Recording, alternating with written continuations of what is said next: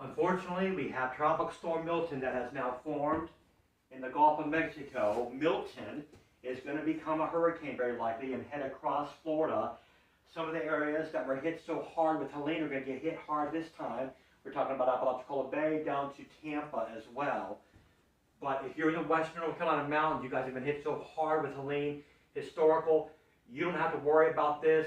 Maybe some rain showers, but you can breathe a sigh of relief. But other people cannot. Across Florida, again, Milton is going to really start to intensify as it heads towards the Gulf of Mexico. There's no way out but over land. And so if you're on Florida's west coast, you need to be watching, and really the entire state of Florida, because that is going to be affecting you in a big, big way.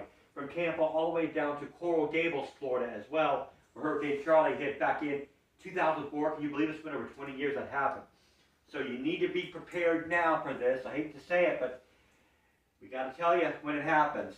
For the Mid-Atlantic, looks like it will be a nada for us. We shouldn't have too much in the way of anything to worry about for here. But we're going to see what the computer models do because they've been changing. And speaking of that, computer models are all now forecasting for the storm to form in the Gulf and then move over towards and across the Sunshine State of Florida, affecting the entire state with possible hurricane force winds, even Disney World.